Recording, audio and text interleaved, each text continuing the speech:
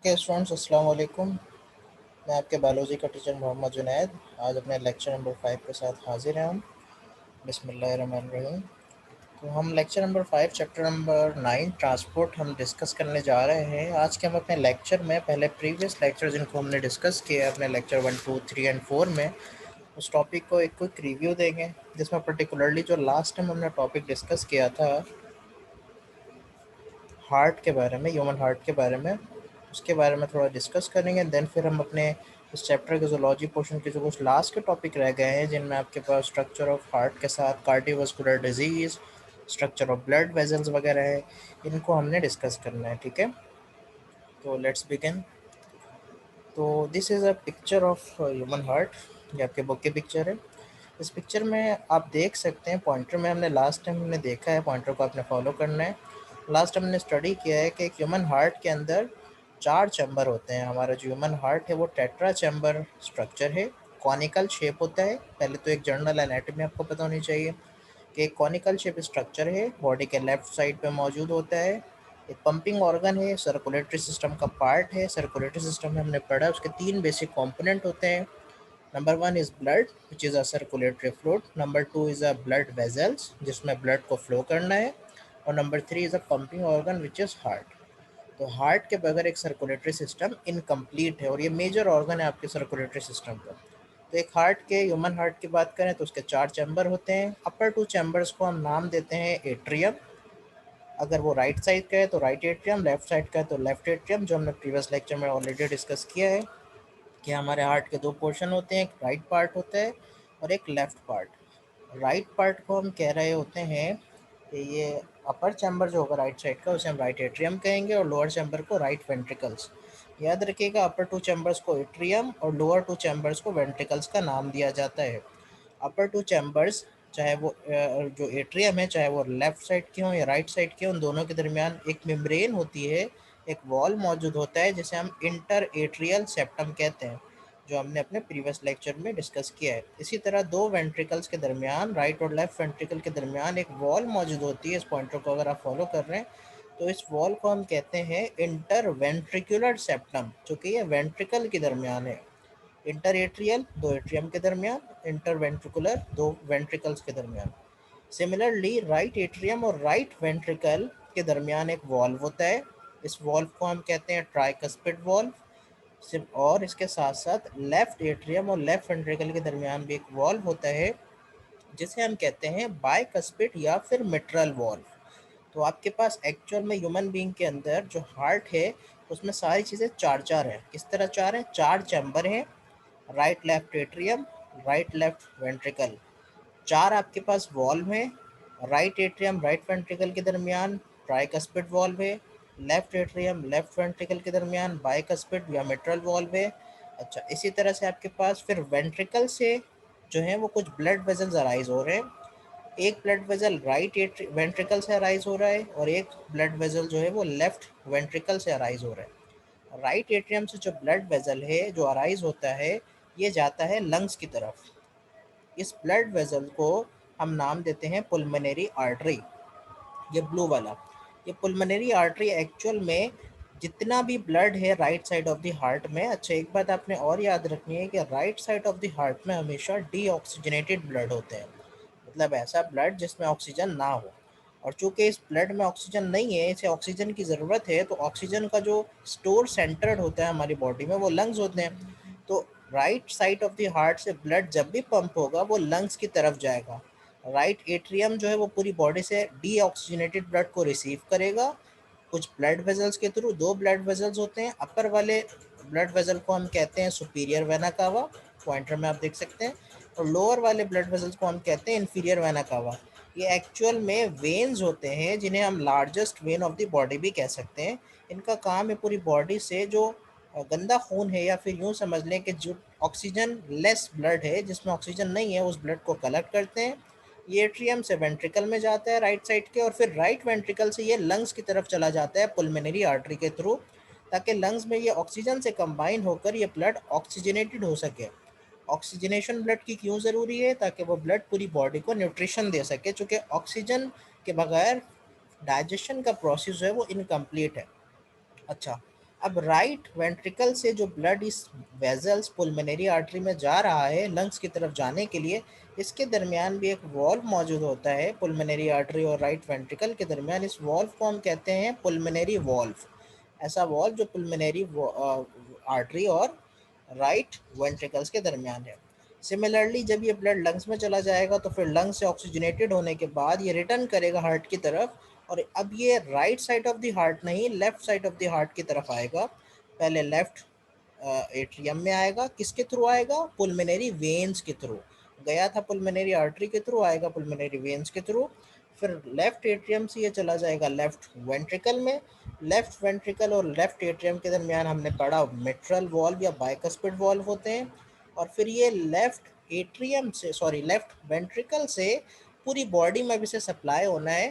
तो ये किस तरह जाएगा? ये largest artery of the body को इस्तेमाल करेगा। ये रेड वाली एक लार्जेस्ट ब्लड वेसल आपको नज़र आ रही होगी, इस ब्लड वेसल को हम कहते हैं एओर्टा।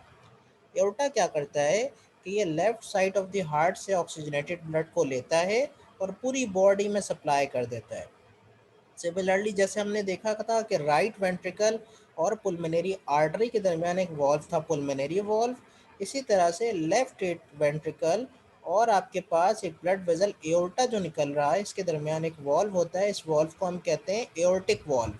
क्या कहते हैं? Aortic valve. तो आपने देखा 4 चैम्बर हैं, right left atrium, right left ventricle, और 4 वॉल्व हैं, bicuspid tricuspid valve and pulmonary and aortic valve. इसी तरह 4 वेजल्स भी आ रहे हैं, सुपीरियर इन्फीरियर वेना कब आ रहा है आपके पास? पुलमोनरी आर्टरी एओर्टा आ रहे हैं, ठीक है। तो इस तरह से हर चीज़ें हार्ट में 4 होती हैं आपके पास। तो ये प्रीवियस लेक्चर के क्विक रिव्यू हो गया। अच्छा, हमारी बॉडी के अंदर जो सर्कुलेशन होती है ब्लड की, उसे हम कहते हैं double circuit system. Why it is called double circuit system? चूँकि अभी हमने पढ़ा कि एक बार ब्लड पूरी बॉडी से आएगा हार्ट की तरफ, right side of the heart में, तो right side of the heart से वो directly left side of the heart में नहीं चला जाएगा, वो पहले जाएगा लंग्स की तरफ, और फिर लंग्स से होता हुआ वापस आएगा left side of the heart में, और फिर left side of the heart से वो चला जाएगा पूरी बॉडी को। तो चूंकि ब्लड की फ्लो टू डायरेक्शनल हो रही है, पहले lungs, right side of the heart से लंग्स, फिर लंग्स से दोबारा left side of the heart, फिर left side of the heart से फिर दोबारा पूरी बॉडी में, और फिर पूरी बॉडी से दोबारा right side of the heart में। तो इस सर्कुलेशन को ये हम कहते हैं डबल सर्किट सिस्टम। इसके दो कंपोनेंट होते हैं, pulmonary circuit and systemic. Pulmonary circuit का मतलब है ऐसा सर्किट जो हार्ट से ब्लड को लंग्स की तरफ लेकर जाए या लंग से दोबारा हार्ट की तरफ लेकर जाए। जैसे हमने पुलमोनरी आर्टरी और पुलमोनरी वेन्स को देखा, pulmonary artery right side of the heart से ब्लड को लेकर जाती है लंग्स की तरफ, और फिर लंग से वापस ब्लड को लाते हैं pulmonary veins left side of the heart में। और सिस्टमिक सर्किट क्या है? जो हार्ट से ब्लड को ले जाए डिफरेंट बॉडी ऑर्गन्स में, या डिफरेंट बॉडी ऑर्गन से ब्लड को वापस लेकर आए हार्ट की तरफ। तो हार्ट का connection remaining part of the body से एक्सेप्ट लंग से अगर कनेक्शन बनता है तो वो सिस्टमिक सर्किट कहलाएगा, और अगर हार्ट का कनेक्शन लंग से बन रहा है तो वो पुलमोनरी सर्किट कहलाएगा। जैसे इस डायग्राम में आप देखें, पॉइंटर को फॉलो करना है। ब्लू ब्लड एक्चुअली दिखाता है, इंडिकेट करता है कि ये डीऑक्सीजनेटेड है, और रेड का मतलब होता है कि ये ब्लड ऑक्सीजनेटेड है। तो ये देखिए पूरी बॉडी से ब्लड आया आपके पास right side of the heart में, ये ब्लू वाला जो आपको कलर में नज़र आ रहा है। फिर ये right side of the heart से ये ब्लड चला गया पुलमोनरी सर्किट में, पुलमोनरी सर्किट के थ्रू लंग्स में गया, लंग्स में ये ब्लड ऑक्सीजनेटेड हो गया, देखें ब्लू से रेड कलर में कन्वर्ट हो गया, और फिर ये वापस आया left side of the heart में, और left side of the heart से फिर ये चला गया बॉडी के रिमेनिंग पार्ट्स में। तो ये एक सर्कुलेशन है कि बॉडी से right side of the heart, right side of the heart से लंग्स, लंग्स से वापस left side of the heart, left side of the heart से remaining part of the body. तो ये दो सर्किट जो बनती है इसे हम कहते हैं, एक पुलमोनरी सर्किट है जो लंग्स से रिलेटेड है, और दूसरे आपके पास सिस्टमिक सर्किट है जिसे हम कहते हैं कि ये बॉडी और हार्ट के दरमियान कनेक्शन है। सेम चीज़ पुलमोनरी सर्किट का काम क्या है? Transport blood from right ventricle to lungs, right side of the heart से लंग्स को जाएगा, और फिर लंग्स से ये दोबारा कहाँ आएगा? Left side of the heart में जाएगा, पुलमोनरी आर्टरी के थ्रू, और आएगा पुलमोनरी वेन्स के थ्रू। तो ये आपने याद रखना है, ठीक है। सिस्टमिक सर्किट क्या है? जो कि ऑक्सीजनेटेड ब्लड को लेफ्ट वेंट्रिकल से पूरी बॉडी में सप्लाई करे, या फिर डीऑक्सीजनेटेड ब्लड को, ऐसा ब्लड जिसमें ऑक्सीजन नहीं है, उस डीऑक्सीजनेटेड ब्लड को बॉडी के तमाम पार्ट से दोबारा हार्ट में लेकर, और वो कैसे आएगा? सुपीरियर और इन्फीरियर वेना कावा के थ्रू, जो हमने पढ़ा।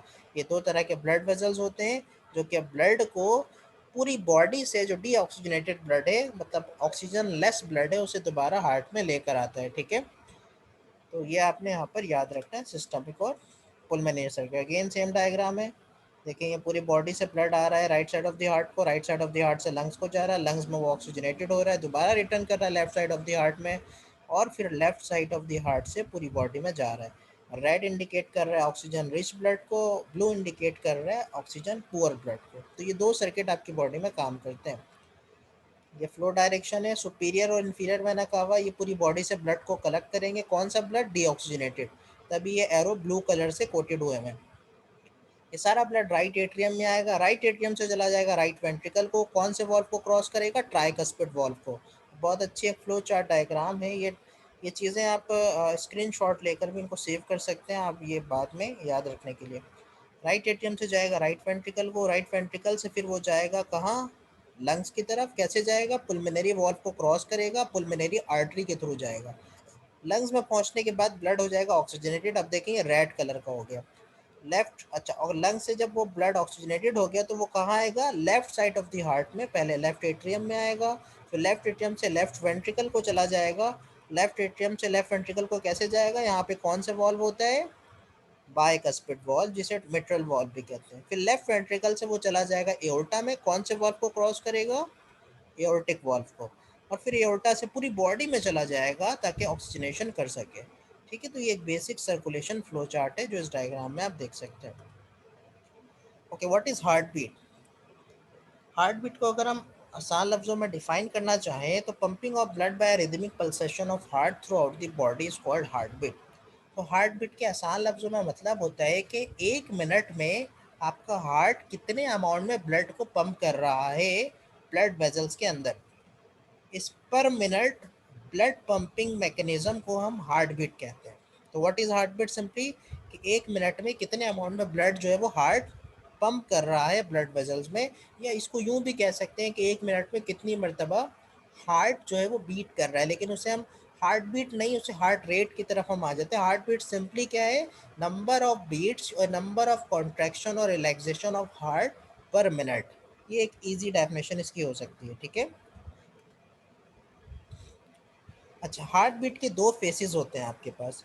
पहला फेस होता है जिसे हम कहते हैं डायस्टली फेस, और सेकंड फेस होता है जिसे हम कहते हैं सिस्टोली फेस। डायस्टली का मतलब होता है जब हार्ट रिलैक्स कर जाए, और सिस्टोली का मतलब है जब हार्ट हार्ट जो है वो कॉन्ट्रैक्ट करे। किस तरह से? जब पूरी बॉडी से ब्लड को रिसीव कर रहा होगा हार्ट, तो हार्ट हो जाएगा डायलेट, ताकि ज़्यादा से ज़्यादा अमाउंट में ब्लड को रिसीव कर सके। उस first phase of heart beat को हम कहते हैं डायस्टोलिक फेस या डायस्टली। इसमें हार्ट रिलैक्स करेगा, डायलेट करेगा, उसका वॉल्यूम बढ़ेगा ताकि ब्लड को ज़्यादा से ज़्यादा रिसीव कर सके। और जब ब्लड रिसीव कर चुका होगा, अब हार्ट क्या होगा? कॉन्ट्रैक्ट करेगा। जैसे ही कॉन्ट्रैक्ट करेगा वो सारा ब्लड अपने अंदर से पुश कर देगा फॉरवर्ड डायरेक्शन में, आइदर वो लंग्स की तरफ या पूरी बॉडी की तरफ। तो उस कॉन्ट्रैक्शन फेज को हम कहते हैं सिस्टोलिक फेज या सिस्टली। तो आपके पास हार्ट बीट के दो फेज होते हैं, याद रखना। Diastole means relaxation of heart, systole means contraction of heart या contraction of heart chamber and pumping of blood from the heart, और डायस्टली में receiving of blood from all part of the body और from lungs. ठीक है, कि what is heart rate? Heart beat हमने समझ लिया, हार्ट रेट क्या होती है? हार्ट रेट सेम है number of beats per minute. Heart beat को हमने क्या पढ़ा कि number of contraction and relaxation of heart per minute. और हार्ट रेट का मतलब क्या होता है? Number of heart beats per minute, कि एक मिनट में कितनी मरतबा हार्ट बीट कर गया, इसे हम कहते हैं हार्ट रेट। तो नॉर्मली रेंज ये 60 से 100 के दरमियान होता है। एक एवरेज हेल्दी पर्सन में 72 टाइम्स जो है वो एक हार्ट जो है पर मिनट कॉन्ट्रैक्ट और रिलैक्स कर जाता है। मतलब हार्ट रेट एक हेल्दी पर्सन में 72 टाइम्स होता है।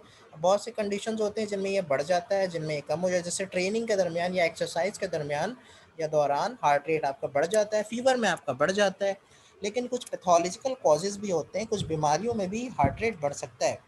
ये हार्ट रेट की एक टिपिकल डायग्राम जो आप फिल्मों में और हॉस्पिटल के अंदर देखते हैं, ये हार्ट बीट है। ठीक है, और इससे ही हम हार्ट रेट भी कैलकुलेट कर सकते हैं। ठीक है, अगर ये लाइन स्ट्रेट हो जाए इसका मतलब हार्ट बीट नहीं रही, तो बंदे की डेथ हो जाती है। अगर ये इसी तरह से अप्स एंड डाउन करते रहेंगे इसका मतलब पर्सन अलाइव है, और ये जो हाइट में फ़र्क आ रहा है कि कहीं पर एल्टीट्यूड बढ़ रही है कहीं कम हो रही है, इंडिकेट कर रहा है कि हार्ट बीट इरेगुलर है। Now what is tachycardia? Tachycardia का मतलब होता है, नॉर्मली हमने पढ़ा है कि एक हेल्दी पर्सन में हार्ट बीट 60 से 100 के दरमियान होता है या एवरेज 72 बीट्स पर मिनट होते हैं। लेकिन अगर एक बंदे के अंदर, एक इंसान या एक इंडिविजुअल के अंदर heart beat more than 100 times per minute हो जाए तो इस कंडीशन को हम कहते हैं tachycardia. What is tachycardia? If a heart beat is very fast और heart beat exceed more than 100 beats per minute, then it is called as tachycardia. Tachycardia terminology आपने याद रखना है। इसी तरह एक जब हार्ट बीट कम हो जाए, 60 से बिलो चला जाए, तो उस कंडीशन को हम कहते हैं ब्रेडिकार्डिया। टैकीकार्डिया बढ़ जाना, ब्रेडिकार्डिया हार्ट बीट का कम हो जाना। अब टैकीकार्डिया कुछ केसेस में फिजियोलॉजिकल होते हैं, मतलब नॉर्मल होते हैं। कभी कभार जैसे मैंने कहा आपको, फीवर के दौरान, एक्सरसाइज के दौरान, या आपने कोई टेंशन ले ली, स्ट्रेस के दौरान आपकी हार्ट बीट बढ़ जाती है, या कोई इमोशनल एक्टिविटी के दौरान। ये एक नॉर्मल मैकेनिज्म है, लेकिन कुछ बीमारियों में भी बढ़ जाती है। फीवर में बढ़ना एक नॉर्मल चीज़ है, डिहाइड्रेशन में बढ़ना नॉर्मल चीज़ है, एक्सेसिव कैफीन का यूज़ करना एक नॉर्मल चीज़ है, मेडिकेशन में बढ़ जाना एक नॉर्मल है, ठीक है। लेकिन कुछ पैथोलॉजिकल कॉजेज भी होते हैं, जैसे heart failure, sudden cardiac arrest, weakness of heart muscle and lung disease. तो फेफड़ों की बीमारी में या दिल की बीमारियों में अगर हार्ट रेट बढ़ा हुआ है तो ये एक नॉर्मल कंडीशन नहीं है, ये इंडिकेट कर रहा है कि बंदा जो है वो एबनॉर्मलिटी की तरफ जा रहा है, ठीक है। Now what is pulse rate? Pulse rate is similar to heartbeat. Pulse rate is actually similar to और exactly equal to heartbeat. ठीक है। पल्स रेट का मतलब होता है कि हमने हार्ट बीट में पढ़ा कि number of contraction and relaxation of heart per minute. जब हार्ट कॉन्ट्रैक्ट करता है तो वो ब्लड को पंप करेगा ब्लड वेजल्स में। जब ब्लड वेजल में ब्लड आएगा तो पर्सन, अगर किसी बंदे ने उस ब्लड वेजल पे अपने दो फिंगर्स रखे हुए हैं तो उसे पल्सेशन फील होगी। उसे फील होगा कि कोई चीज़ जो है वो फ्लो कर रही है प्रेशर से, और प्रेशर में अप्स एंड डाउन आ रहे हैं। इस चीज़ को हम पल्स रेट कहते हैं, जो कि पर मिनट अगेन 72 टाइम्स होता है, क्योंकि हमने पढ़ा कि हार्ट बीट भी पर मिनट 72 टाइम्स एवरेज होता है, ठीक है। तो ये हार्ट रेट और पल्स रेट में फ़र्क है। ये पल्स चेक करने का एक मैकेनिज्म है कि आप दो फिंगर्स रखकर अपने हाथ के जो आपके रेडियल साइड होता है, यूँ समझ ले थंब साइड जो होता है, वहाँ पर रखकर आप पल्सेशन पर मिनट कैलकुलेट कर सकते हैं। और हार्ट रेट क्या है आपके पास? Number of beats per minute. Pulse rate क्या है आपके पास? Number of contraction and relaxation of heart per minute. तो ये बेसिक डिफरेंस आपने दोनों में याद रखना है, ठीक है। Now what is blood vessels? Blood vessels हमने पढ़ा है कि सर्कुलेटरी सिस्टम को कंप्लीट करने के लिए तीन बेसिक कंपोनेंट चाहिए। Number one is blood, number two is heart, and number three is blood vessels, जिनमें ब्लड को फ्लो करता है या जिनमें ब्लड को हार्ट पंप करेगा, ठीक है। तो आपके पास ब्लड वेजल्स एक्चुअल में तीन तरह के होते हैं। What are those? Arteries, veins and capillaries. तीन तरह के ब्लड वेजल्स हैं जो आपको याद रखने हैं। एग्जाम में आपसे आर्टरीज और वेन्स के दरमियान डिफरेंसेस भी पूछ रहे होते हैं, ठीक है। तो आपने उस पॉइंट को याद रखना है, ठीक है। Okay okay, what is arteries?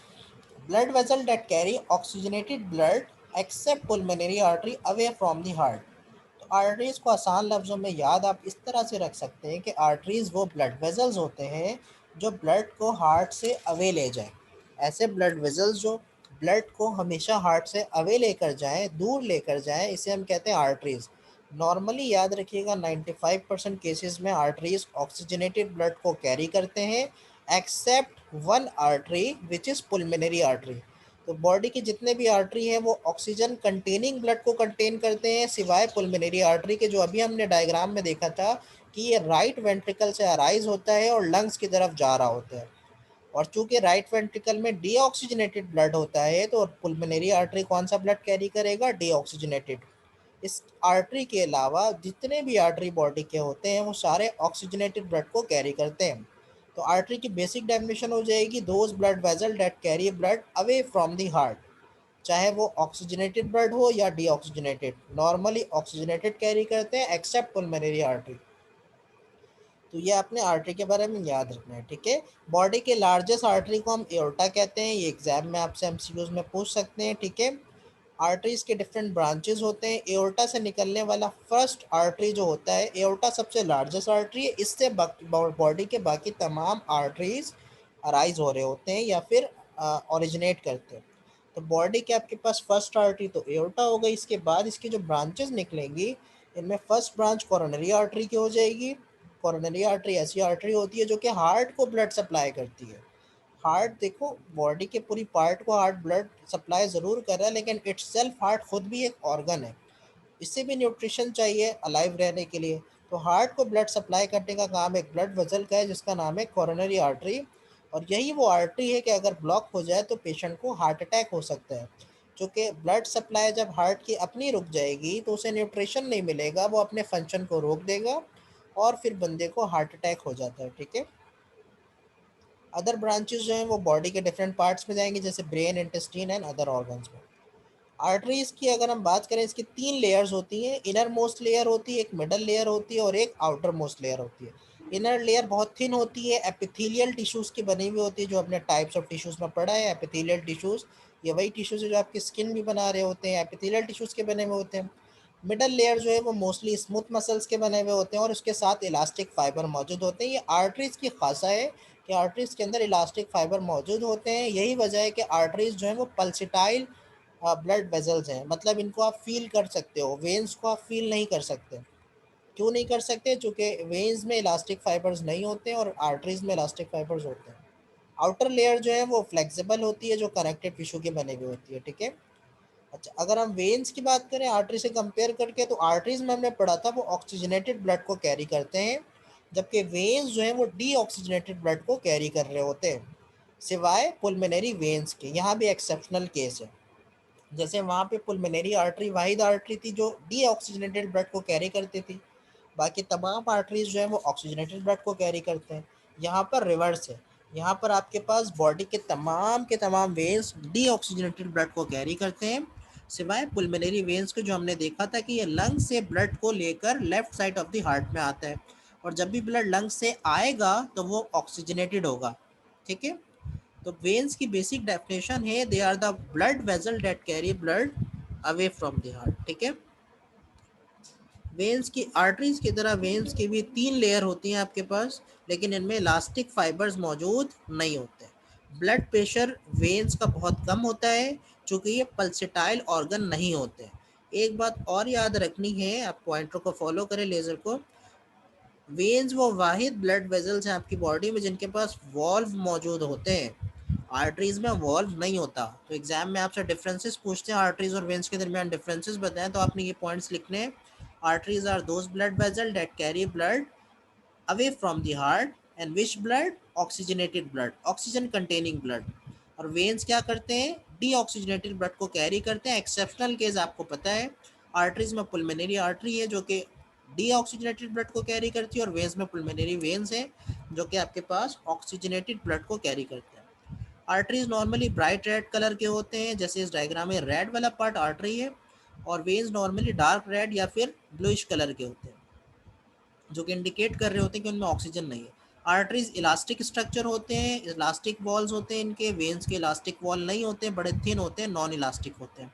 Arteries में कोई वॉल्व मौजूद नहीं होता, जबकि वेन्स में वॉल्व मौजूद होता है। आर्टरीज को आप फील कर सकते हो, कैन बी पल्स। वेन्स को आप पल्स या फील नहीं कर सकते। आर्टरीज और वेन्स के दरमियान जो कनेक्शन बन रही होती है, उस कनेक्शन को हम कहते हैं capillary network. What is capillary network? It is a connection between arteries and veins। Capillaries क्या है? माइक्रोस्कोपिक ब्लड वेजल्स होते हैं जो कि आर्टरीज और वेन्स को आपस में कनेक्ट करते हैं और ब्लड वेजल्स को टिश्यू से कनेक्ट करते हैं।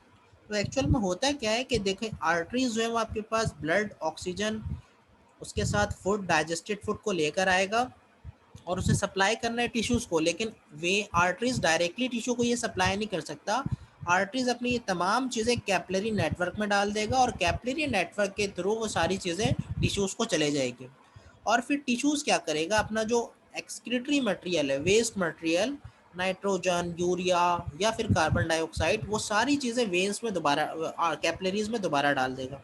तो कैपिलरी से अच्छी अच्छी चीज़ें ले लेगा और गंदी चीज़ें सारी जिनको बॉडी से रिमूव करना वो दे देगा, और फिर वो कैपिलरीज उसे दोबारा आर्टरी में नहीं लेके जाएगी, कैपिलरी उसे आगे वेन्स में डाल देगी।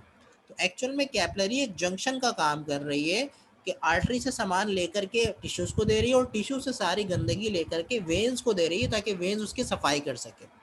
तो इस तरह से आपकी कैपिलरी काम करती है, और कैपिलरी बड़ी थिन होती है, इसकी 3 लेयर्स नहीं होती, ये नॉन इलास्टिक स्ट्रक्चर होते हैं और बहुत नैरो होते हैं और टिश्यूज में एम्बेडेड हुए होते हैं, आपको नजर नहीं आते हैं। ये एक नेटवर्क है, आपके बुक की पिक्चर है, ये आर्टरी है, इसके 3 वॉल दिखा रहे हैं। इनर लेयर को हम ट्यूनिका एंटेमा, मिडल लेयर को ट्यूनिका मीडिया और आउटर लेयर को ट्यूनिका एडवेंटिशिया कहते हैं। तो इनर लेयर एपिथेलियल लेयर है, एंटेमा हो जाएगी, स्मूथ मसल इलास्टिक फाइबर की लेयर मीडिया हो जाएगी, एडवेंटिशिया आपके पास आउटर मोस्ट लेयर हो जाएगी। आर्टरी से ये छोटे ब्लड वेसल निकले जिन्हें हम आर्ट्रियूल्स कहते हैं, फिर वो आगे जाकर बनाएंगे कैपिलरी, ये कैपिलरी है। और कैपिलरी से निकलेंगे पहले वेन्यूल्स और वेन्यूल्स बन जाएंगे वेन्स। वेन्स की भी 3 लेयर होती है, सिमिलर है, एंटेमा मीडिया एंड एडवेंटिशिया। अब दोनों में एक वाज़ेह फ़र्क देखें, यहाँ पर देखें कि ल्यूमन जो है, आर्टरी का ल्यूमन बहुत नैरो है, वेन्स का बहुत वाइड है। तो वेन्स जो है वो अंदर से चौड़ाई में ज़्यादा होते हैं और आर्टरीज कम होते हैं। यही वजह है कि आर्टरीज में प्रेशर ज़्यादा होता है और वेन्स में कम होता है। आर्टरीज में चूँकि इलास्टिक टिश्यू है तो ये पल्सेटाइल होते हैं, फील हो सकते हैं, वेन्स में नहीं होता तो ये फील नहीं हो सकते। सेम सर्कुलेशन के डायग्राम जो प्रीवियसली हमने डिस्कस की।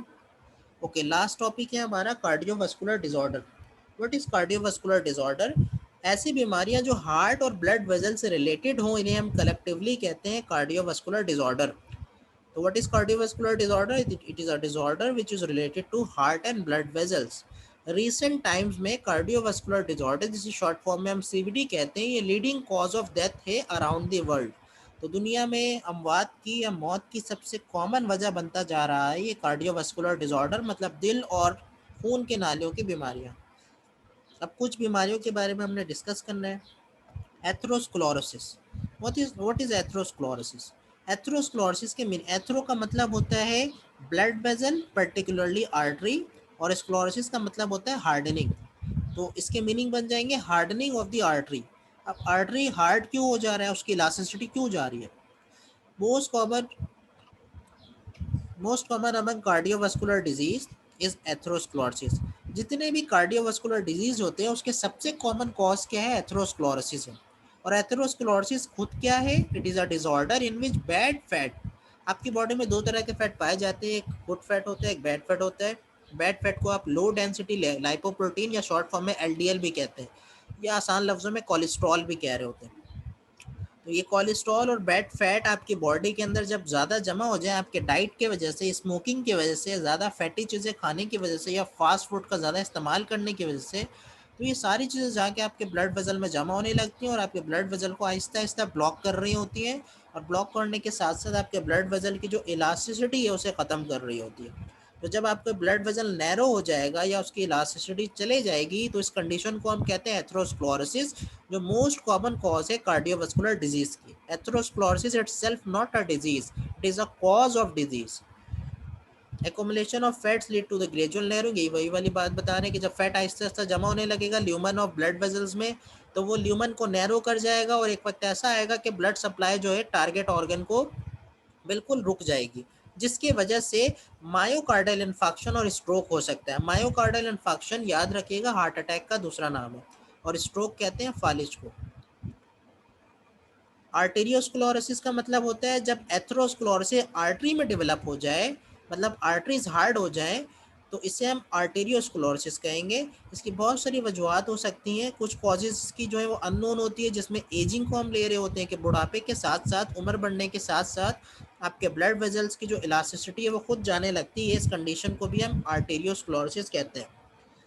Causes of myocardial infection, myocardial infection heart attack को हम कहते हैं। कॉजेज इसके क्या होते हैं? इसके 2 तरह के कॉजेज होते हैं, अगर हम कैटेगराइज करें तो इनके कॉजेज को हम 2 हिस्सों में कैटेगराइज कर सकते हैं। एक नॉन मॉडिफाइबल फैक्टर्स होते हैं, एक मॉडिफाइबल।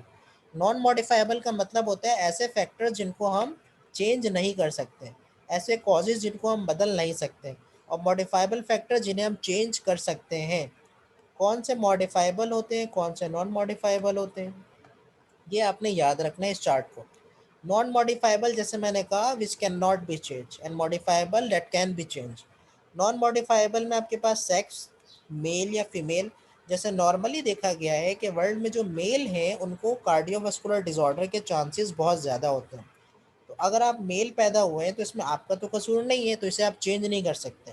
एज, आपकी एज बढ़ते जा रही है या फिर ओल्ड एज के आप हो गए तो इसमें आपका कसूर नहीं है। रेस, आप किस कास्ट में, किस रेस में आए हो, जैसे ब्लैक्स में ज़्यादा होता है एज़ कम्पेयर टू वाइट्स, तो इसमें आपका कोई नुक्स आपका कोई अमल दखल नहीं है, तो ये नॉन मॉडिफाइबल फैक्टर है। फैमिली हिस्ट्री, बहुत से लोगों को ख़ानदानी बीमारियां होती हैं, ख़ानदानी होता है कि इनको हार्ट अटैक हो जाए, तो इसमें भी आपका कोई कसूर नहीं है। तो ये नॉन मॉडिफाइबल, इन्हें आप चेंज नहीं कर सकते। हाँ, आप चेंज किन्हें कर सकते हैं, इन चीज़ों को, मॉडिफाइबल फैक्टर को। स्टेशनरी लाइफस्टाइल, आप एक्सरसाइज ही नहीं करते हैं, आप खाकर एक जगह बैठे रहते हैं या चलना फिरना आपका बड़ा कम है, स्पोर्ट्स में पार्टिसिपेट नहीं करते हैं, तो ये आपका कसूर है कि आपको मायोकार्डियल इन्फेक्शन के चांसेस बढ़ सकते हैं। स्मोकर्स हैं, अगर आप स्मोकिंग करते हैं तो ये आपके ब्लड वेसल को बुरी तरह डैमेज करता है, लंग्स के साथ साथ।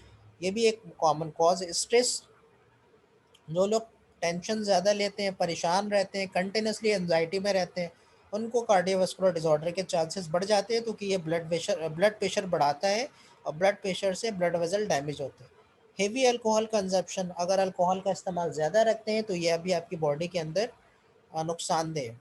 हाई फैट डाइट, अगर आप चर्बी वाली चीज़ों का ज़्यादा इस्तेमाल करते हैं तो उससे आपके ब्लड वेजल में कोलेस्ट्रॉल बढ़ेगा। जैसे मैंने कहा, बैड कोलेस्ट्रॉल एलडीएल बढ़ जाएगा, वो आपके ब्लड वेजल को नैरो कर देगा या ब्लॉक कर देगा, जिसकी वजह कर हार्ट के ब्लड सप्लाई रुक सकती है और हार्ट अटैक के चांसेस बढ़ सकते हैं।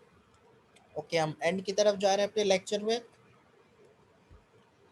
Leading cause of death in Pakistan, अगर पाकिस्तान के डाटा की बात करें तो 2018 के अकॉर्डिंग हमारे यहाँ सबसे कॉमन कॉज जो डेथ की रही है वो कार्डियोवास्कुलर डिसऑर्डर रहा है। और कार्डियोवास्कुलर डिसऑर्डर के अंदर एस्कीमिक हार्ट डिजीज़, जिसे हम हार्ट अटैक कहते हैं, और स्ट्रोक, जिसे हम पैरालिसिस या फिर फालिज भी कह रहे होते हैं, ये लीडिंग कॉज हमारे यहाँ डेथ की रही है 2018 के सर्वे के अकॉर्डिंग।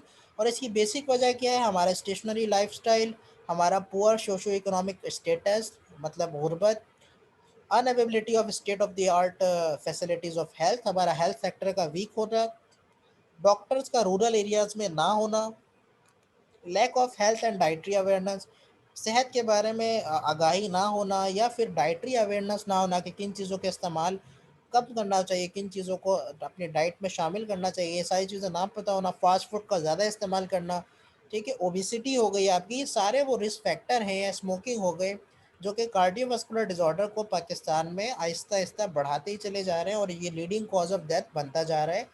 2018 के डाटा के अकॉर्डिंग तो ऑलरेडी बन चुका है। तो इन चीज़ों को अगर आप कंट्रोल कर लें, स्टेशनरी लाइफस्टाइल हटा दें, ओबेसिटी कंट्रोल करें, स्मोकिंग को प्रिवेंट करें, ठीक है, और फैट डाइट को कंट्रोल करें, एक्सरसाइज को अपने बॉडी अपने जो डेली लाइफस्टाइल है उसका हिस्सा बनाएं, तो इससे क्या होगा कि आपकी बॉडी के अंदर कार्डियोवास्कुलर डिसऑर्डर के चांसेस कम हो जाएंगे, ठीक है। तो होपफुली आपने एंजॉय किया होगा। इंशाल्लाह अपने नेक्स्ट लेक्चर में मिलेंगे आपसे। तब तक के लिए अल्लाह हाफ़िज़। जो भी क्वेश्चंस वगैरह हो आप अपने व्हाट्सएप ग्रुप में या फिर चैट में या मुझे पर्सनली मैसेज करके, नंबर मौजूद होता है, आप पूछ सकते हैं। तो तब तक के लिए इंशाल्लाह अल्लाह हाफ़िज़। नेक्स्ट लेक्चर में आपसे मुलाकात होगी। जज़ाकल्लाह खैर।